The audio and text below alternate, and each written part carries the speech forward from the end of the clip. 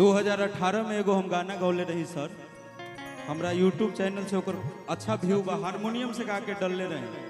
आज बहुत लोग ओकरा के गावेला, बड़ी प्यारा भाव तिरंगा से हमरा खास बड़ी लगाव रहेला। एगो गाना हम गौले रही,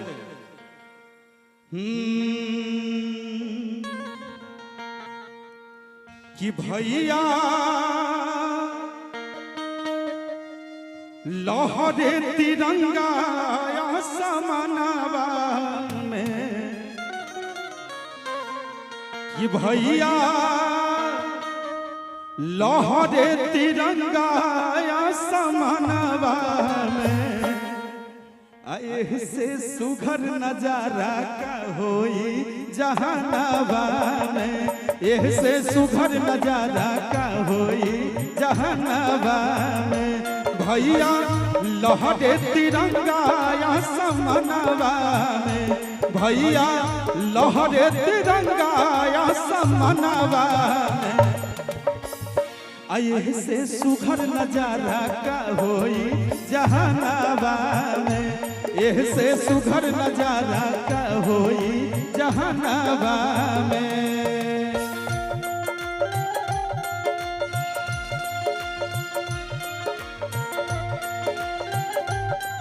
मैं गीत वही का गाता हूँ,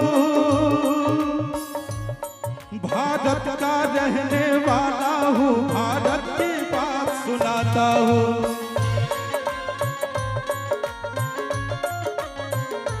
ऐसे सुघर नजारा का होई जहानाबा में।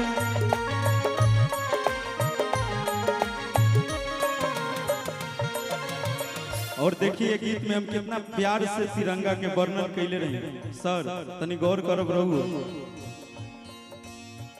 ऊपर के सरिया नीचे काढ़े हरियारा का,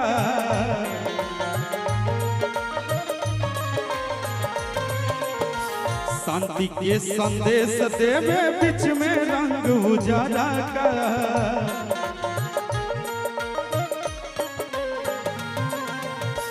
ऊपर के सरिया नीचे गाढ़े हरियारा का, शांति के संदेश देला बीच में रंग उजाला का।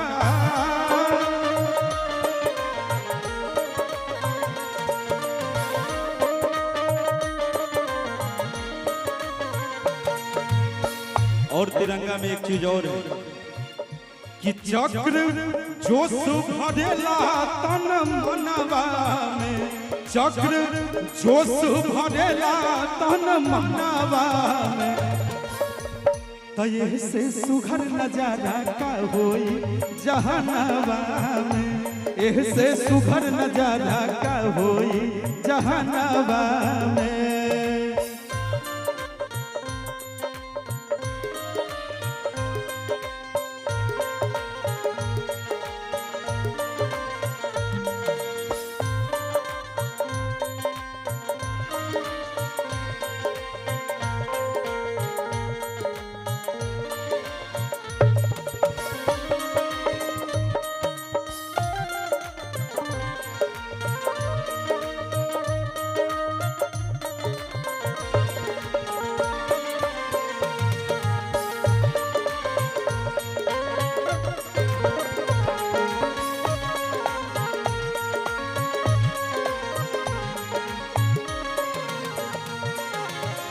और जब मैं तिरंगा का गाना लिख रहा था आपके आशीर्वाद से सर, बचपन में तो आप ही लोगों ने संवारा है मौसम को, तो एक लाइन मेरे मन में आया कि क्यों न तिरंगा के साथ शहीद लोगों को जोड़ा जाए और शहीद के साथ उनके माँ लोगों का नाम जोड़ा जाए, जिन्होंने अपने बच्चों को शहीद होने के लिए छोड़ दिया।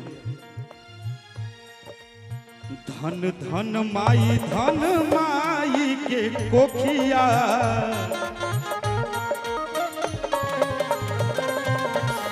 धन धन माई के कोखिया, धन रे ललनवा कारज कर गईले अनोखिया।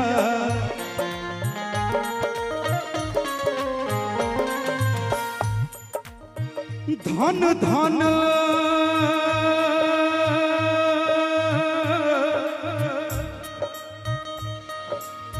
धन धन धन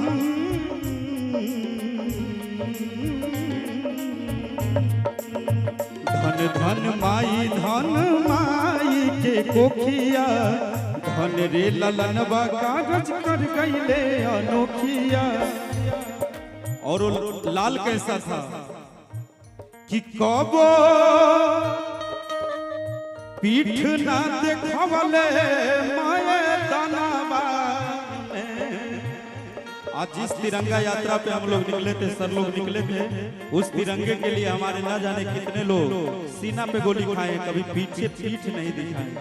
कि कबो पीठ ना देखवले माये दानवा में तय से सुघर नजारा का होई जहानावा में, एह से सुघर नजारा का होई जहानावा में।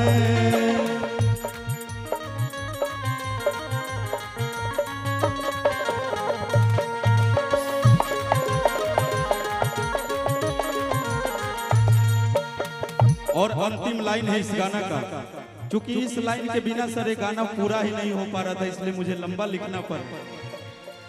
राजगुरु भगत सिंह सुखदेव जस जवानावा,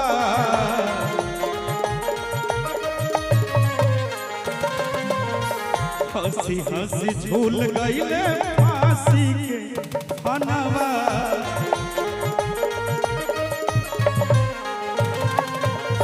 राजगुरु भगत सिंह सुखदेव सजनावा, हंसी हंसी झूल गई फांसी के फनवा।